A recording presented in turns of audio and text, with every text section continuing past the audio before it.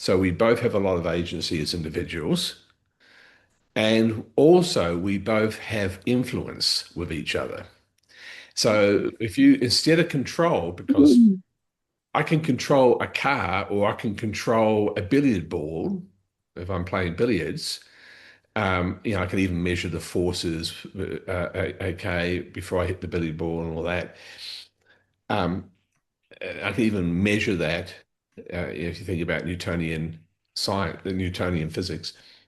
However, in terms of animals, human beings, living systems, where Mhm. you are dealing with other creatures which have their own agency, you don't have control. So a better Yeah. question is, do I have agency and influence of the Mhm. situation?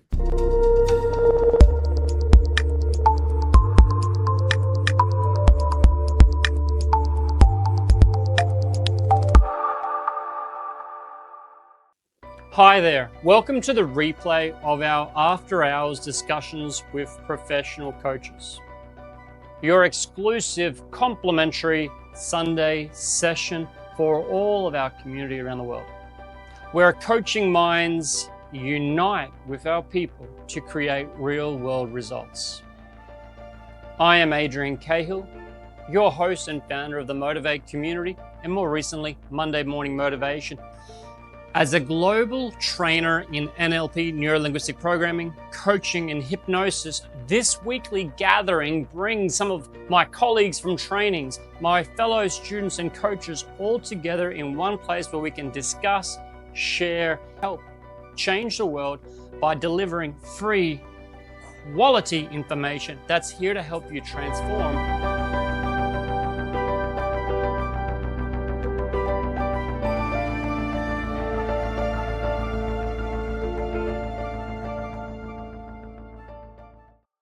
Anxiety. So let's talk about anxiety. Um, some of you were here. Who was here for the last talk on anxiety? Maybe just give me a show of hands, and that way. Okay, fantastic. So I'll be brief then in terms of the overview. I don't want to spend a lot of time talking about what we talked about last time. Um, so it's the number one mental health reason a person sees a general practitioner, a medical general practitioner in Australia. That was in 2019. Um, the second one was depression. The two are related. Most obviously, they're related because they're both states of mind, aren't they? They're states that people experience. And so it's a pretty serious problem for a lot of people. And anxiety, the official definition is an apprehension about the future. Now, in psychology, there are a number of different types of anxiety. You've got um, generalized anxiety disorder, which is where a person has an anxious state when thinking about many different things. So it's generalized to many things. You have a more event-based anxiety, so a person may have a specific up-and-coming event that they're anxious about.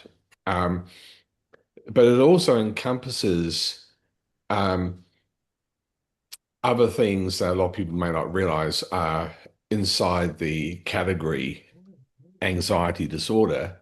Um, for example, phobias.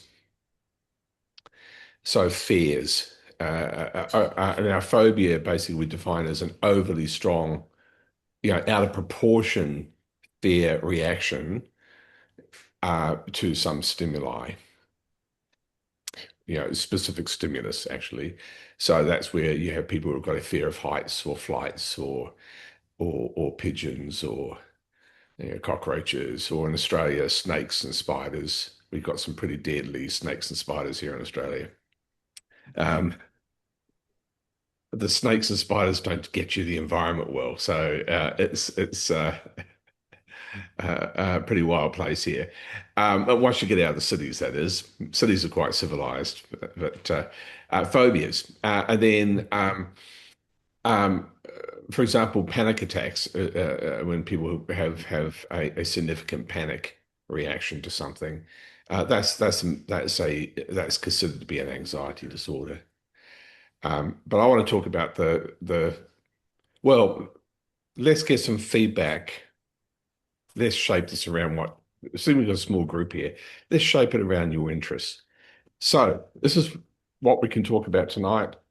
Um, we could talk about how to manage and then also how to transform, ordinary anxiety like generalized anxiety disorder or event-based anxieties. We talked a bit about that last time. We could talk about working with panic disorders, if that's interesting. We could also talk about phobias. How do we work with phobias? So, let's get a vote, okay? So, if your number one interest is ordinary, common, garden variety anxiety, the stuff that most people experience. I mean, a lot of people experience on a regular basis. It could be, and we're going to include both generalized anxiety disorder and event-based anxiety. Mhm. Give me a show of hands for who's most interested in that. Yeah. 2, 3, 4, 5. That's just about everybody.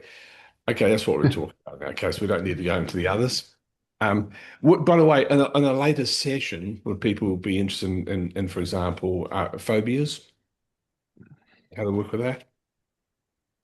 Okay, what about maybe show a hand so I can see clearly. Okay. Yes, I'm Okay. also interested in phobia. Okay. Phobia. Okay. Yeah, sure. Okay. So 3 for that. And what about panic disorders? Some people have serious panics. Oh,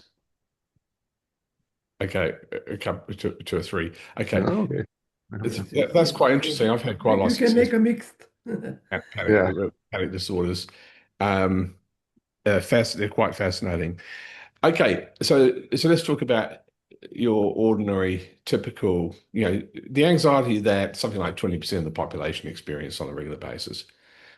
So the first idea, I just want to restate it. I mentioned it last time. So for example,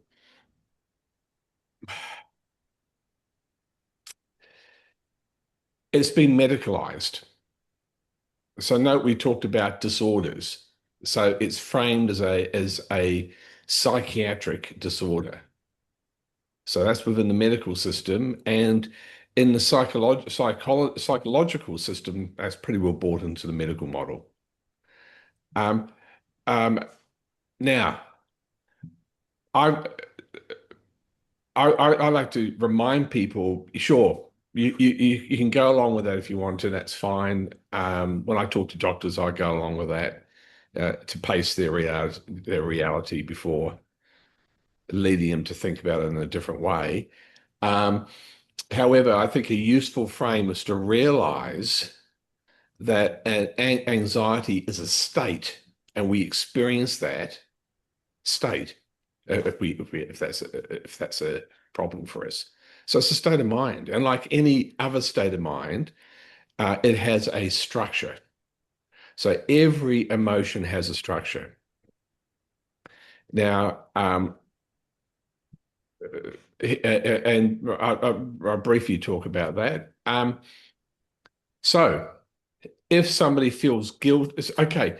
So in any state, our attention will be on time, past, present, or future, or some combination of, it could be the future to present, past to present, past to future to present, past to present.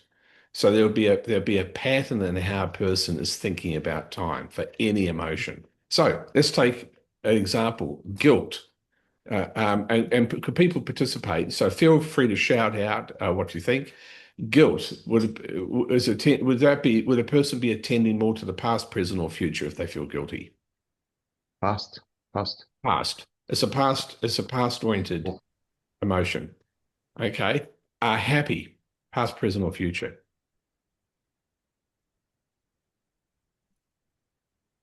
I think present. It typically is present. So a person has some important value or value met in the present and they feel happy. And you can test it for yourself. There's a couple of ways. One, using sense memory. Remember a time when you're really happy about something. Put yourself back in the memory so you're reliving it. So you kind of wrap the memory around you, be aware of what you saw, heard, and felt, and note where your attention is in terms of past, present, or future. And typically something's just happened where a value got met and you feel happy. Your partner rings you up and said they've just got a promotion at work and you feel happy about that. It's an immediate present-based state. Okay. Anxiety, past, present, or future. That's future. Future, yeah. And it's even in the definition, an apprehension about the future. There we go. So it's a future-oriented. So, one, because it's a state, then all the tools that we have, and the skills that hopefully we have learned, and there's more than one skill that a person may have learned in terms of how to change a state, apply. How do you manage the state? How do you change the state? One very interesting piece of scientific research, meta-studies. I think they looked at 25, 30 different studies on depression and aerobic activity. And they found that the overall finding in the meta-study, looking at multiple studies, is that 30 minutes of aerobic activity, 30 minutes a day, 30 minutes a time, 3 times a week is just as effective as selective serotonin reuptake inhibitor antidepressants. So what's really going on with a person's out there changing their physiology, their posture, their breathing, their heart rate, and that changes their state. So as a simple rule of thumb, one very useful strategy for any emotion to change or to start to manage a state is to move. That can make a difference. So aerobic activity, it doesn't apply just to depression. That will work with anxiety as well. So as a general rule of thumb for people who have poor emotional regulation, or they might have a history of anxiety or depression, just as a lifestyle intervention is starting to put in regular weekly aerobic activity. So the heart rate needs to be elevated for 30 minutes per session and a minimum of 3 times a week. And that's enough to have a significant impact. So just simply building in physical activity, aerobic activity is a great self-management tool. Two,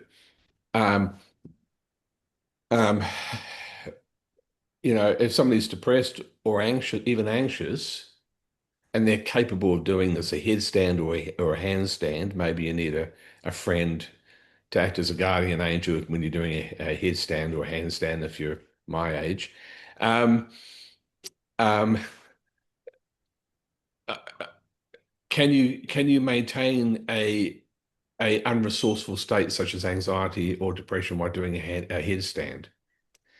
Now that's really only a question you can only answer yourself. Do it if you're going to test it. Do it safely, please. Please do it safely. But I would say it's pretty well impossible. So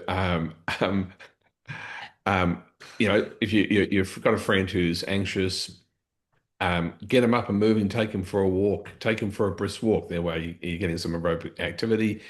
And you want to shift how they use their attention as they're walking, shift it to the external world in the present. And that will change your state. So if your anxiety, you're thinking about a future event, let's say, well, if your attention is very much on the present and you're doing physical activity, let's say aerobic physical activity, that's going to change your state. Try and be depressed while on a roller coaster.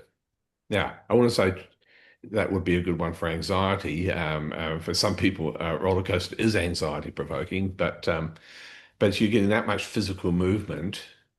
It's very hard to keep any one state one state stable. So anybody who's been on a roller coaster, you probably will remember you probably go through more than one state, probably a variety of states.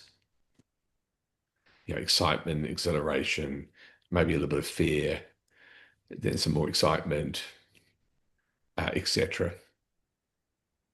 Okay.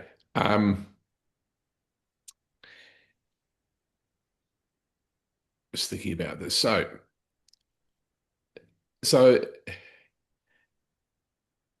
often when a person, before I say this, why don't we demonstrate the idea? So there's an idea that I'd rather we discover. So has anybody here got an example where they have a mild anxiety about some future situation or event? We'll just do a mild one, just to illustrate. Anybody find something? Now, you don't need to tell me the content. We're going to do it content free, so you can keep all the personal details to yourself, of course. The important thing is, can anybody find an example where they have a mild apprehension about some up and coming future situation? Getting my tax returns done on time or something like that, Terrible. If I was single, a little bit anxious about whether a date's going to go well. Not that I'm single, but that's just an example. If we haven't got an example, we can still go through and explore this area anyway. But anybody? Oh, good, Jasmine. Okay, so this is what I'd like you to do. Okay, so I'd like you to now. Are you feeling it right now? You don't have to be. I'm just checking. Yeah. You are. Can you hear me? Wonderful. Excuse me? Can you hear? Hold on. Yes, There's I something can wrong hear. with my microphone. I can hear you. I can hear you. Okay. Can you hear me? Good, good. So do you feel it right now? Lovely. So I'd like you to be aware of where your attention is in time, past, present, or future, as you feel this. Future. Future, good.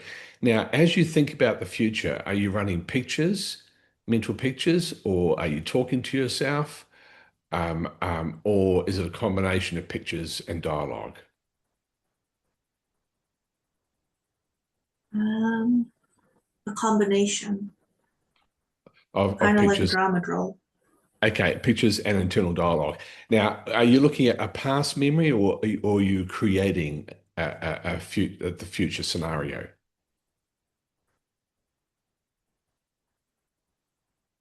It's created, yeah. It's creative. Okay, well done.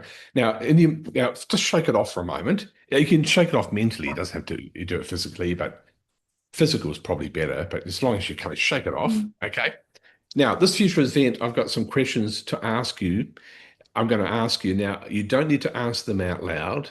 I want you to think the answers. So I want you to find the answers for yourself, okay? So for this future event, do you have an outcome for you? Yes. Good. Now, this is what I'd like you to do. I want you to imagine the outcome where you get the outcome you want. So you actually achieve the outcome you want.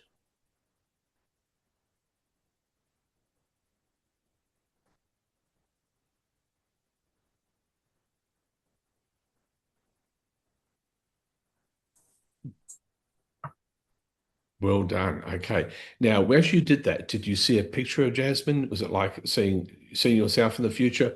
Or was it from the point of view as if you were in the future looking out of your eyes and listening out of your ears, as if it was happening?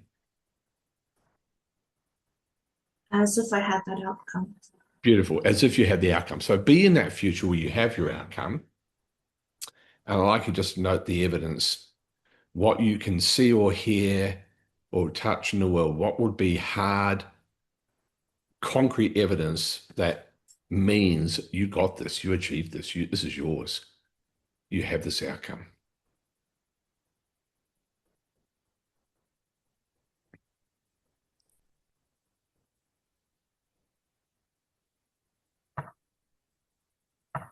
You don't need to tell me what those are. I'd just like you to be aware of how you know. So you've got something concrete that would happen that would be demonstrable proof that this is yours, that you've got this outcome. Lovely.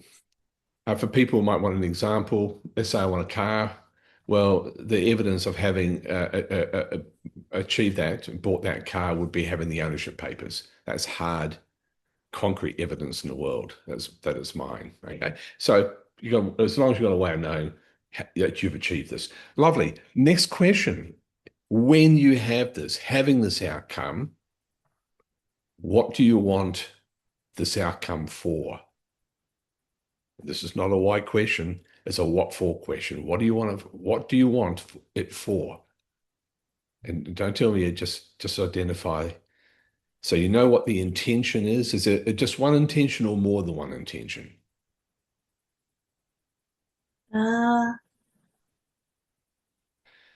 So what I There's want, the one big one at the end.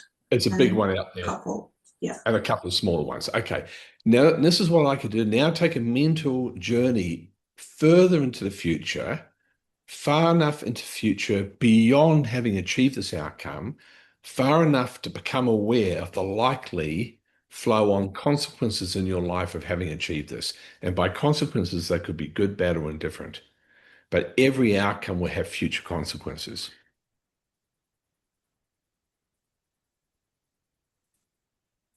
And I like you to become aware, just take a mental journey into the future and become aware of what the likely flow-on future consequences are, having already achieved this outcome.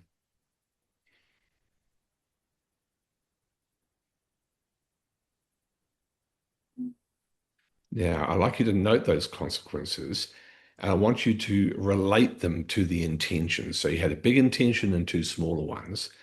And the question is, are those consequences the same as your intentions, or are they consequences that are congruent with, would be complementary to, would fit with the intentions?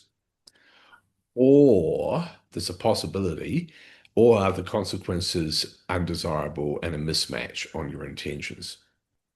Mismatch. Isn't that interesting? So some of the future, one or more future consequences do not align with the intentions or are undesirable.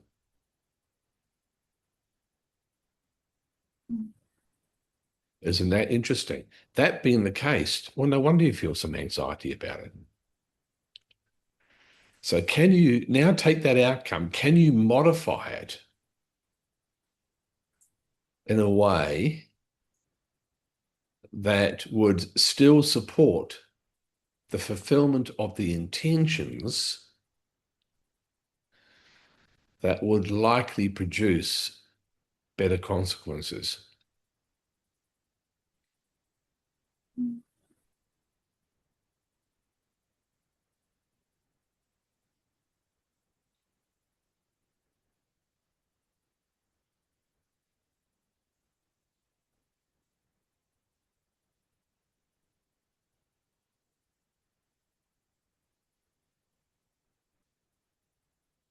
I think I'm going to take a while on that.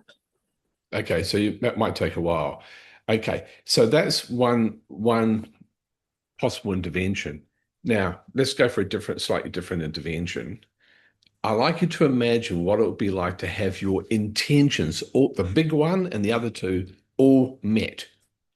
So what would it be like in the future if you had those intentions fully fulfilled? Can you imagine that? And step into that future if you haven't already. So you try it on to find out what it would be like to have those intentions fulfilled.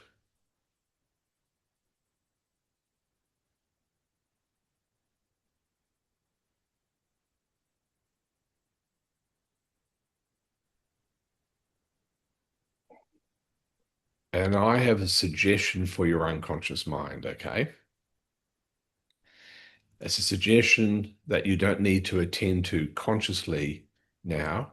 It's a suggestion that your unconscious mind can consider at the back of your mind, taking as long as necessary and sufficient to think this through, this idea through. So it's for the back of your mind, and it can take as long as required. And it can just process along in the back of your mind for as long as needed, until your unconscious mind comes up with a suitable answer. So here's the question to your unconscious. Well, really the suggestion to your unconscious. The invitation to your unconscious is for her to consider a variety of alternative outcomes that are just as effective, if not as effective, just as immediate, if not even more immediate, and alternative outcomes that fulfill a range of alternative outcomes that fulfill those intentions, the big one and the two smaller ones.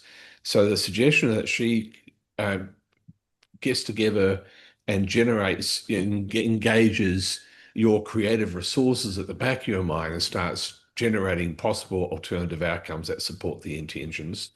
And then she can gift you one or more alternatives when they have been prepared as potential outcomes to consider.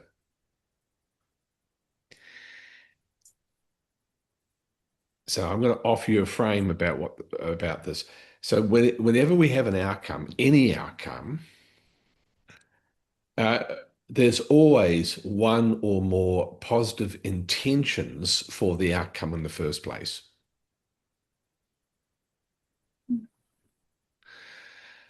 And when we have identified what our intentions are, we can always generate alternative outcomes to support the intentions. So where we have one choice, we could expand the scope and have many options. So that's the first idea. The other idea is for any outcome that we come up with that supports an intention, the test of the viability and the value and the usefulness of an outcome are the future consequences. Do the future consequences fit with the intentions?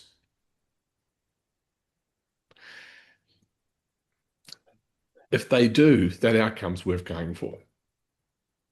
If they mismatch, then that outcome is just not going to work out as well as you would like. And because you know the intentions, you can come up with an alternative outcome. Now that you know your unconscious mind is doing a great job, by the way. She's working away at finding some alternative outcomes for you. So now that you know that your unconscious is doing this, now if you think about the thoughts you were having before about the future that had been anxiety provoking, I want you to notice if they're any different. They may still be anxiety provoking, or they could be different. I just like you to think about the thoughts you were having before of the future, and just note how you feel when you have those, create those pictures, and talk to yourself.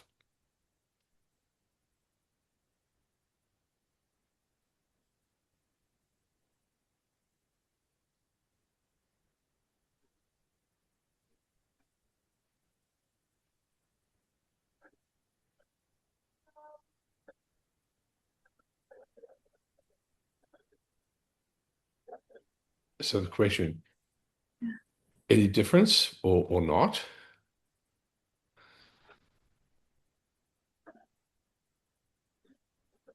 Well, pattern my content is that there's a double bind. Excuse me, what's the double bind, if you don't mind me asking?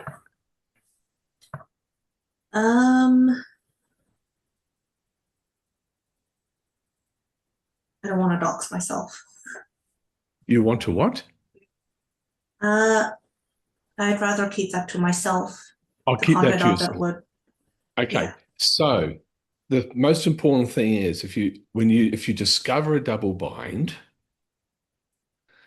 the first step, and you've already done the first step, is to identify what it is, to be clear about what the double bind is. So well done. You know what the double bind is. Okay.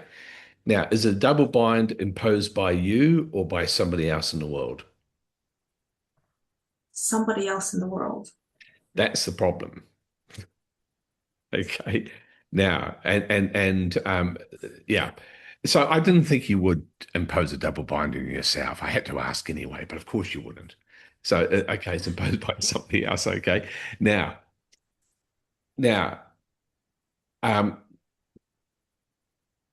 one of the things I do if somebody attempts to impose a double bind on me,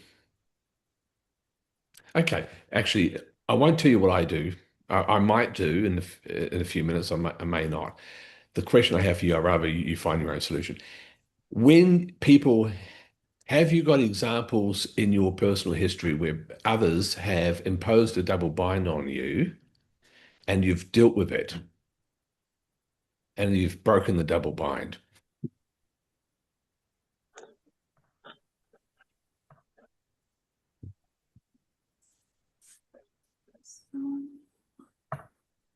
Okay. So I will offer my suggestion then. I always prefer people if they can find their own solution first, that's much better, Well, I view. in my personal history, Yeah. I did come to a solution, but it was a bit messy. Okay. But you did come to a solution. So, okay. So I'd like you to note how you came to a solution. Don't tell me, it's for you, it's your personal business, but I'd like you to note how you dealt with that.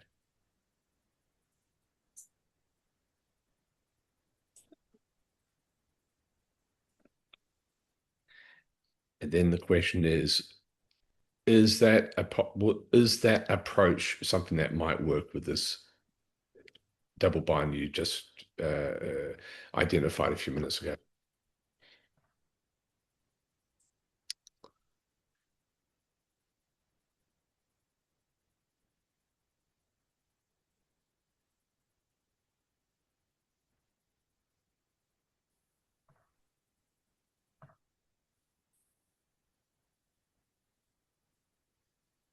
Not exactly. Not exactly. Okay. So I tell you what I do anyway. Okay. If somebody else attempts to impose a double bind on me, I call them on it and I spell out what the double bind is. So I make sure the other person is crystal clear about the double bind they're attempting to impose on me. So we have it all out in the open. That's what I typically do. Now they may not like it. However, I find that useful saying, because I say you asked me to do this, and these are the consequences, and this is what's etc. I just spell it out. Now, let's just back up in terms of how this relates to anxiety. So typically, when a person has anxiety, which is an apprehension about the future, well, not typically, often a person doesn't have a clear outcome that they're congruent about having. So the first thing, one thing I like to check, does the person have an outcome for the future event? And are they really clear about what they want? And so that's the move. But I thought we have you experience it first before pointing out that one approach to be tested doesn't necessarily mean it's going to apply to everybody who has an anxiety, event-based anxiety. But often it makes a big difference is get clear about what the outcome is. And if you're going to have an outcome, it's a good idea to know what your intentions are for the outcome and to test the usefulness of the outcome by thinking of the flow-on consequences. If the consequences, the future consequences are aligned with, sometimes they are the same as the intentions, then the outcome's worth going for. If the consequences are a mismatch, then there's a number of different possible moves. One is redesign the outcome or modify the outcome to see if you can get better future consequences. Two, having identified what the intentions are, start considering alternative outcomes that support the intentions. And for every outcome you come up with, do a future test on it in terms of future consequences until you have an outcome where the future consequences are congruent with, aligned with the intentions. There's one more thing we didn't do. There's another thing you can do with this. Would you like to have a little exploration of that? So you go back to the intentions and step back into the future where you have those intentions fulfilled. So those intentions that you hold, that big one and two smaller ones, are fully met and fulfilled in the future. And the question is, when you have those intentions fulfilled, what do you want them fulfilled for? So what do you want those intentions met for? Okay, you know what that is? That's a higher intention, isn't it? That's a next level up. It's a bigger intention. So we say that intention is a higher logical level. So I have my outcome. See if you can see my hands. I have my intentions. You had a big one and two smaller ones. And now when you think, what do I want all those intentions met, fulfilled for, you've got a higher level intention.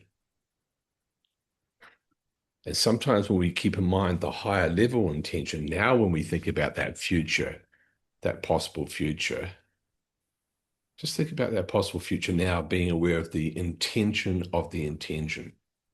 That is the higher intention.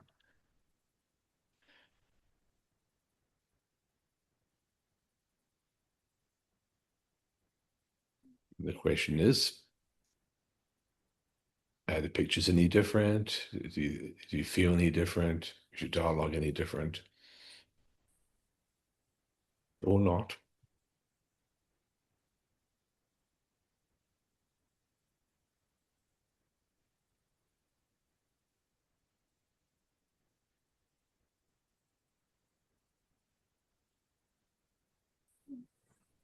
Okay.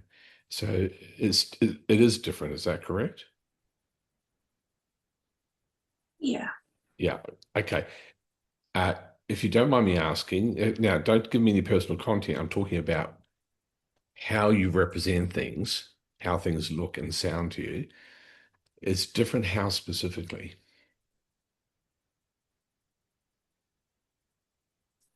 The intention of my intention. Yeah, so knowing the intention of the intention makes it different. Good. Do you feel less anxious?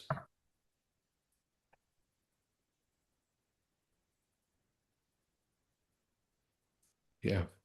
And knowing the intention of the intention, that's an opportunity to engage, once again, your creative resources at the unconscious level. In other words, your unconscious can engage creative resources to just explore different possible outcomes that would support the higher intention.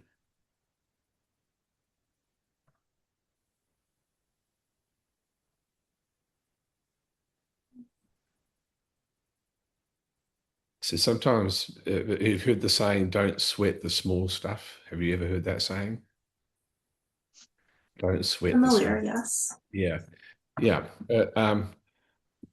I haven't heard it for a while, but it's a great saying. So sometimes people get caught up in future events, which in the bigger scope of things, the bigger picture, are not as significant as they thought. Mm. And when we know our intentions for an outcome, and better still, the higher intentions we have for an outcome, that puts a frame around whatever it is that we've been feeling anxious about, puts a bigger frame around it. And it adds the possibility of developing a greater range of alternative outcomes that will support the higher intention. So, Jasmine, thank you very much. Excuse me. Excuse me. Bless Thank you you. very much. Um, okay, now let's just open this back up to everybody. So let's discuss that. Any questions? Yeah, Karina. Before I forget it, yes. Okay, I did the exercise as you were saying it, I was doing it, okay? But Lovely. when I got to the intention of the intentions just before the end, I felt a little bit of overwhelmness because there's a slight fear of holy snoot, I have to produce. My intention is big enough that I have to produce. I Yeah, have yeah, to do it. yeah. You have to do it now. Excuse me. Let me grab some water. I'm sorry about this. I Yes. don't think it'll take me 10 seconds.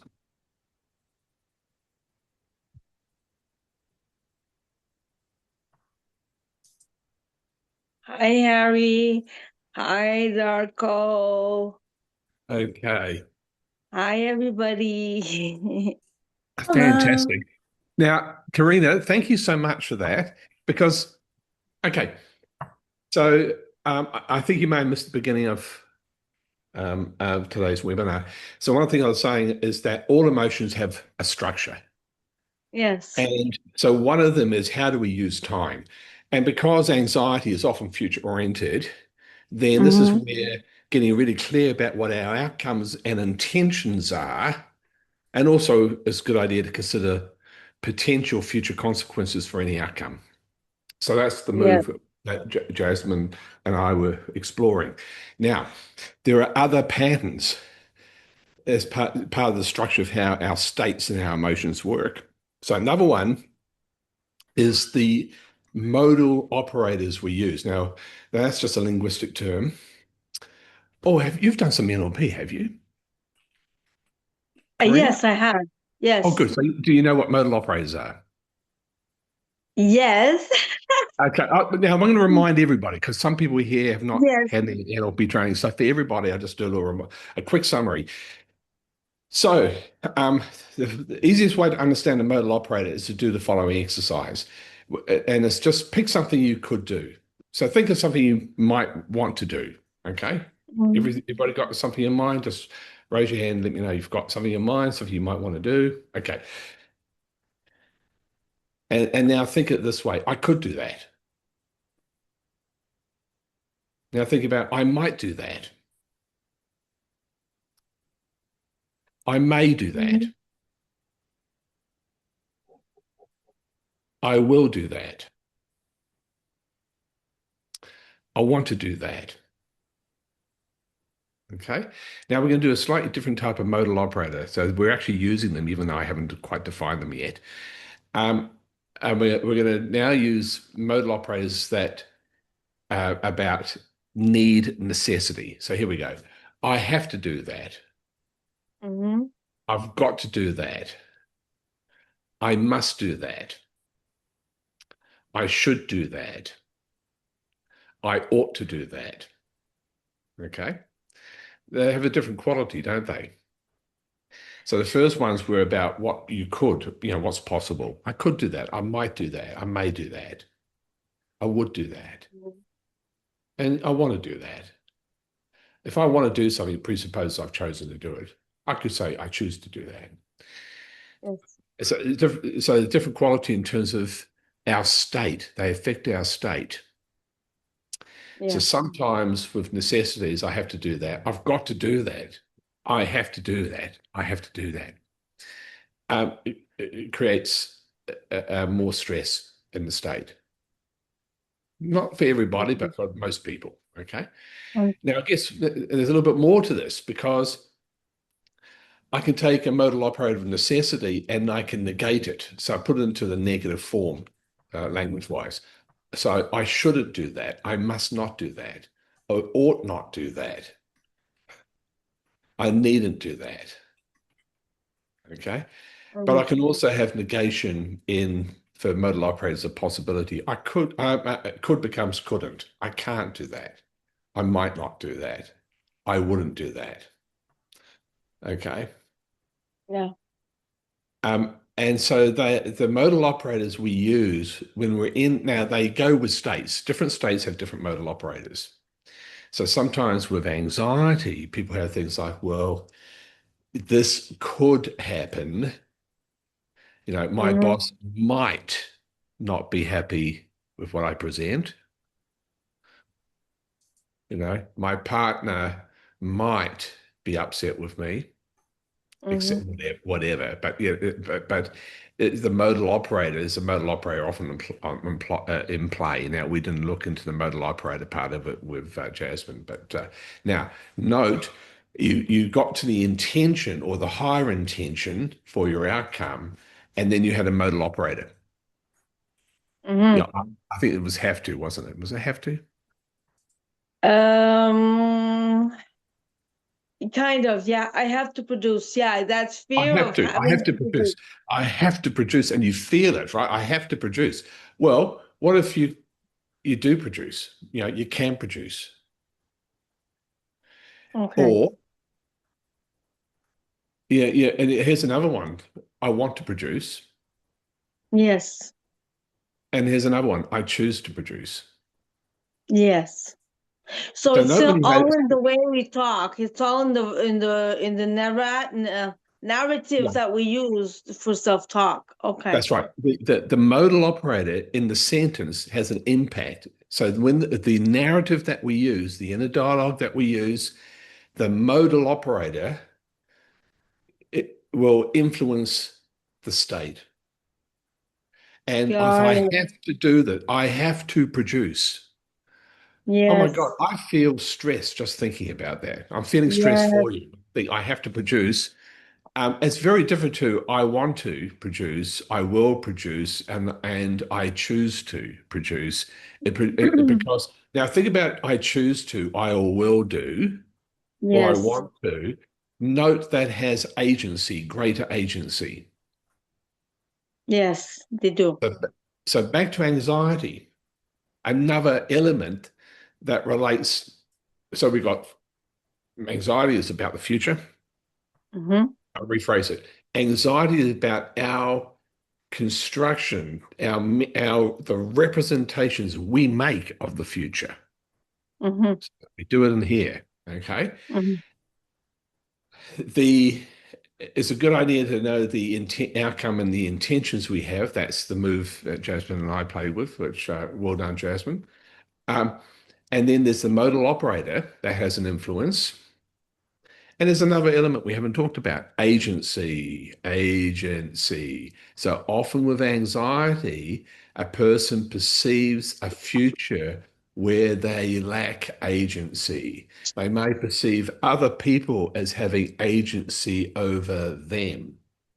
It's not a good thing, by the way. Agency, not urgency, agency. Agency. So that's agency is do I direct am I operating from the inside out? I'm okay. I'm sailing the yacht and my hand is on the tiller, is on the Mhm. control of the rudder or the The wheel, steering. the steering wheel. Right? So I'm doing the steering. It's Mm-hmm. like are you in the driver's seat when you're driving a car, or are you on the back seat with no seatbelts with some crazy person driving the car up front? Okay. Mm-hmm. I think it's Mm-hmm. better to be in the driver's seat for our outcomes. Okay, that's an understatement. Let's be clear. I think it's very important that we put ourselves in the driving seat, that we develop greater agency. Okay. And often, so here's another piece of the puzzle with anxiety. Quite often, when people feel anxious, they perceive themselves as lacking agency. Okay. Now, my partner and I, well, my partner, she coined the term. Um, so back in the early days of NLP, there was something called the well-formed outcome. It used to go something like this: what do you want? What's the evidence? What resources do you require? Okay, is it humanly possible? And are is the application of the resources to get to the outcome acceptable in terms of costs and consequences? That's not future consequences, the consequences to get to the outcome.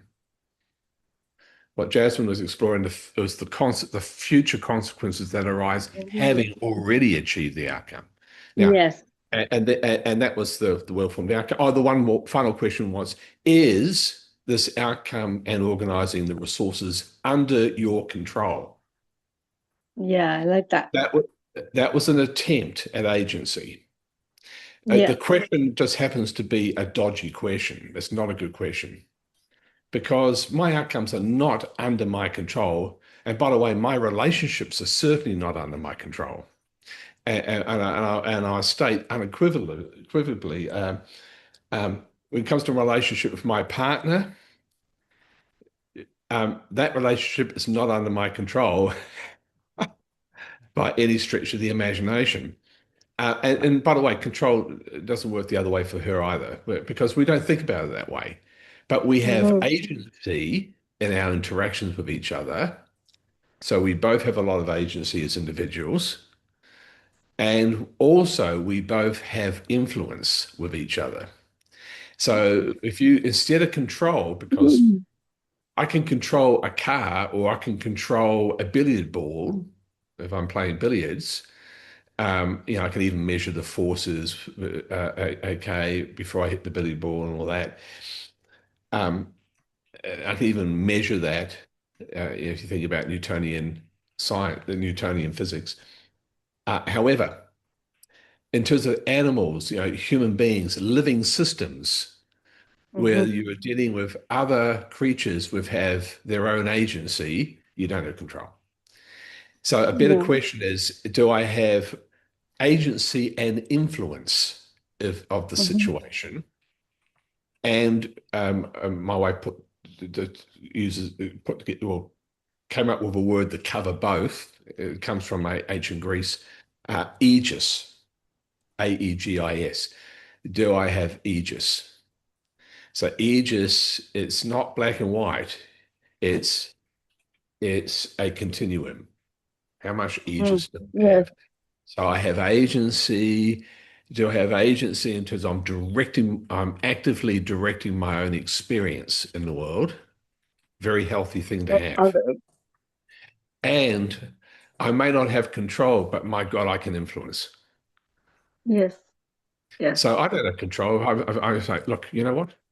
Tonight for dinner, I've decided that my wife and I, we're going to have Thai. We're going to have a time, and not only that, we are going to have a red curry. I've decided that. Okay. And the trouble is, she may say, I don't want Thai, and I certainly don't want a red curry. So that's the problem. Now, instead, I've got aegis, right? So in terms of, I've got the agency, so I'm going to influence by framing things with my wife to make Yes. the possibility of a Thai meal, especially a really nice red curry. And I was thinking about that red curry, which has the red duck curry that has light cheese in it as well, which is fantastic and but good, a nice hot one. So framing it, I can frame in the way, and then I just calibrate as I'm talking about Thai food. Does Yeah. does she start salivating? That would be Mm. that'd be good feedback that I'm on the right track. Now she Yeah. can still Yeah. say no. She can still say no. No, I want Malaysian tonight. I want a Malaysian curry. Or no, actually, I want French. And in fact, I want you to take me to the most expensive French restaurant in our suburb. Maybe. So, so Chris, so Yeah. what I'm understanding is that that goes back into who's deciding. So you want Red Curry, she wants Malaysian. You're Yeah. trying to influence her by reframing, by making her salivate, but then she turns to you and says, "Don't try to make me change my idea. I want Malaysian food." Okay, that's right. I was kind of joking So about, but it kind yes, of, no, but she, I'm giving you an example. So it backfires, basically. You don't well, have yes, as much. it may or may not work. So this is the thing. I can't guarantee. I don't have control over the outcome.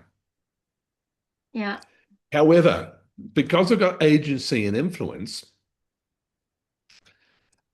I'm going to apply my agency and give it a go. Because if I was too black and white, when I can control this or I can't control this, if I go, "Oh, I can't control this," I might not even bother to even suggesting the idea. Yes. And then we both miss out on the possibility of having a nice Yeah. time, right? Yeah.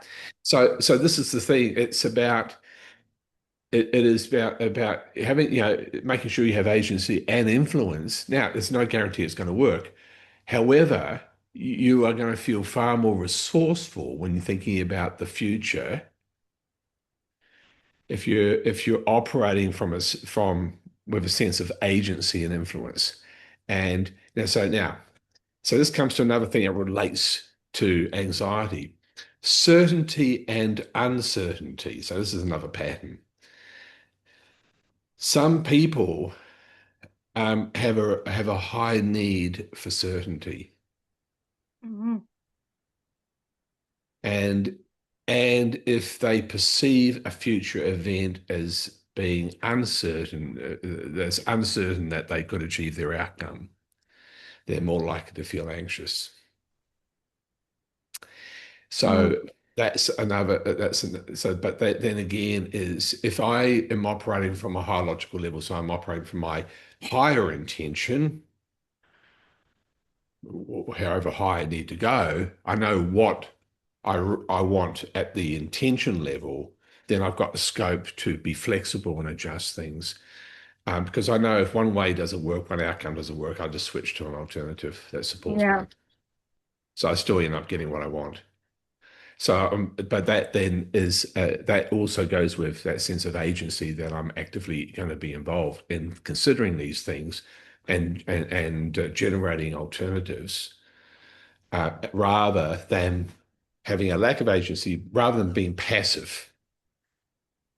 So you find Mhm. that a lot of people who have depression, for example, but also you find this with generalized anxiety disorder, they have a sense that they can't influence future events. They can't influence their outcomes in the world.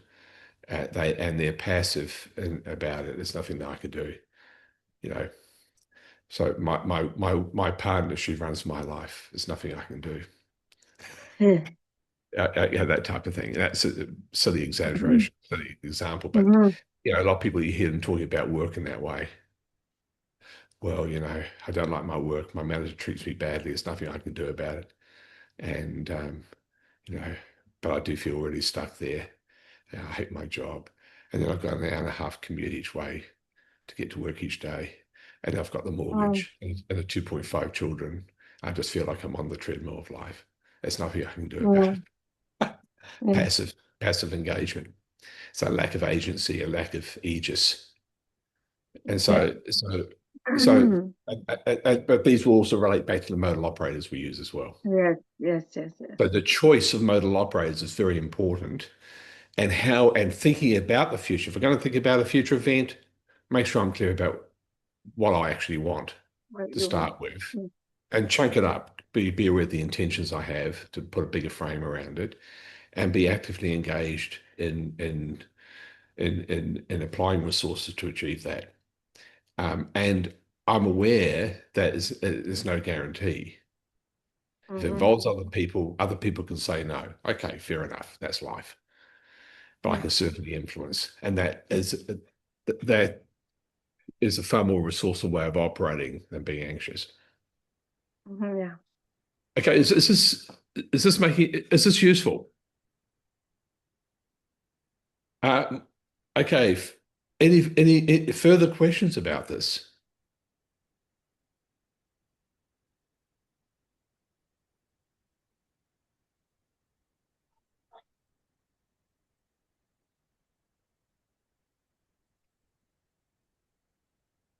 Okay.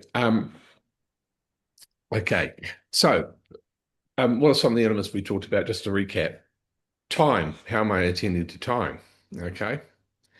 Now, there's a little mental trick that some people use in NLP, and it sometimes works. So it's based on the idea of an outcome. So I'm feeling anxious about a future event. I then envision the outcome the way I want it to be. I jump into the future where I've already achieved that outcome, and then I look back on the present. And that's got to reframe my state in the present. Now, that may work. I'm not guaranteed, but it may work. So that's one possible move. I think it's more useful. I envision the type of future I want to have, the result I actually do want to have. I put myself in that future, then I consider what do I want it for, identify the intention, or even the intention of the intention, then consider the future consequences. And then hopefully the future consequences are aligned with, are congruent with the intention. If not, then I'm going to modify the outcome as much as possible. Secondly, the modal operators I'm using when I'm talking to myself. If I'm using internal dialogue, the modal operators I'm using. And I will just substitute some different modal operators to find out whether if that changes the state. So there's another move. Three, do I have a real sense of agency and influence in terms of the outcome that I want, that I have been feeling anxious about? So check in terms of agency and influence. And then what can I do to develop it? What we talked about beforehand, which was more about state management, I remember aerobic activity, 30 minutes a time, 3 times a week, as a general rule, will assist a person in developing greater emotional choice. So better emotional regulation, and that's been shown to be just as effective as selective serotonin reuptake inhibitors in a meta study. The great thing about that is drug-free. So you don't have to worry about getting hooked on a drug and having trouble, later on with withdrawal symptoms, getting off antidepressants. That's a growing problem, by the way, with selective serotonin reuptake inhibitor antidepressants. People who've been on them for a year or two then have difficulty getting off, and sometimes it takes 3 or 4 years to get off them. You have to get off them very slowly. It's not a good thing. Not that I'm anti-drugs. I think that in a situation a person's depressed and suicidal, okay, why not? If that's what the doctors recommend, if it's a short-term intervention, I'm okay with that. But I think best put together with some really good psychotherapy, and I would suggest using NLP type psychotherapy or application of NLP to psychotherapy. So those are three. So in terms of the actual changing, it was time, intention, the outcome intention, modal operator, agency, aegis, combination of agency and influence. I was thinking,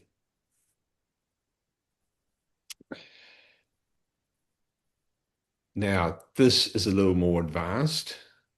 What some people can do is you play with where your attention is, and Oh, shit, my Wi-Fi. Fuck. Hold on. Who said that? Whoever said that were not muted at the time. Okay.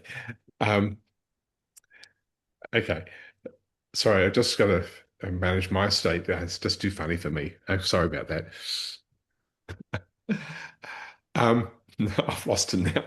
I've heard now. What was it? That's right. Okay. Um, so here's something I'd like you to note if you're ever feeling anxious. If you can find just a mildly anxious state for a moment, um, put yourself back in the experience just and relive it for a moment. And what I want you to note is there will be a rhythm to the state and there will be a tempo. So what I'd like you to note is the tempo slow, medium, or fast, and is the rhythm even or uneven? Good. Yeah. Okay. So, okay, Karina, is it slow, medium, or fast, even or uneven? So, how would you describe it? Um, well, to be honest with you, lately it's been going fast because I'm in my Yeah. menopause, so everything is like super fast. Okay. Normally Is the it tempo, is what? even or uneven, the tempo? Even fast, yeah. Okay, Okay, let's good. do that. So, okay. Now, by the way, if it was uneven, it would be worse. So don't play with that. Just leave it even. Leave it as even. Okay. But what happens if you slow the tempo? Just start to slow the tempo down. Gradually slow the tempo down. Yeah. Notice it calms the state down. It calms, yes, it does calm the state down. Yeah. Yeah. Now, the other thing is for if a person's really anxious, sometimes it's fast and uneven, just for the Okay. record. Just note that. And so in Okay. that case, you want to actually, as you slow it down, you want to shift it to an even rhythm as you slow it down, and that make a big Okay. difference. Okay. Now that's a direct intervention, and really, if you think about it, for those of you who've had some NLP training, those are kinesthetic submodality. Those are kinesthetic submodalities.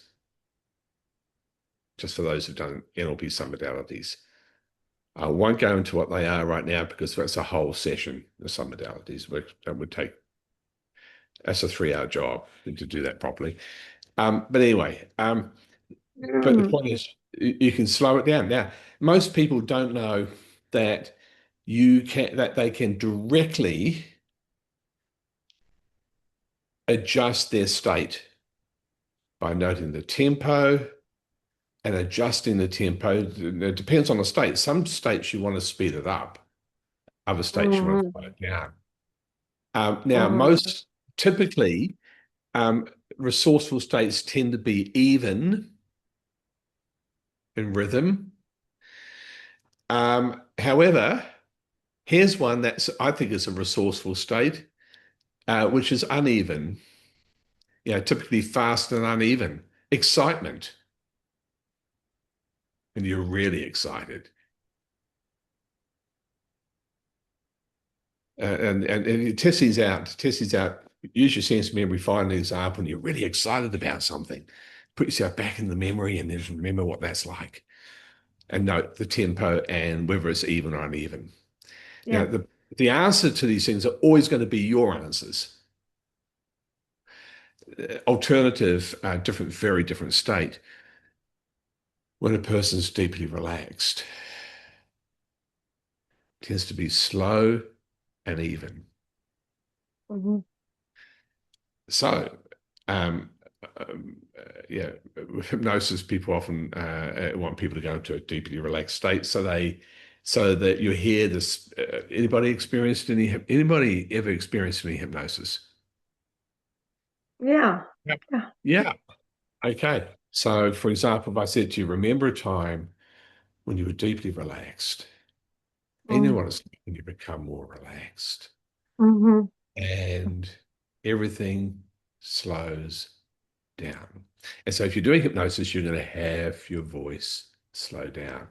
Now, if I'm going to say the word relaxed, I'm going to hear how I even say the word relaxed. So I lengthen the Mm. words, I say. Yeah. And I even have almost a sigh in my voice. So Yeah. relaxed. Because you know what it's like when you just let go. Allow all the muscles to just have all the tensions drain away. So you're going to use your voice, but you're going for slow, even state. Okay, so in fact, those are the key, one more distinction. Where's your attention when you're anxious? Internal or external? Internal problem. Typically internal. Okay. And so putting your attention external, that's why the other thing, if you do go do some exercise or do some, go for a walk, brisk Let it walk, out. you put your attention external and very much in the present. Yeah. And that's just a management technique that will break the state. Boom! You made it here! Good on you. Make sure you click the subscribe button below and check out the playlist at the end. If you'd like to come along to our Sunday sessions where we host a live, free Q&A for our students and members, you're welcome. I'll see you there.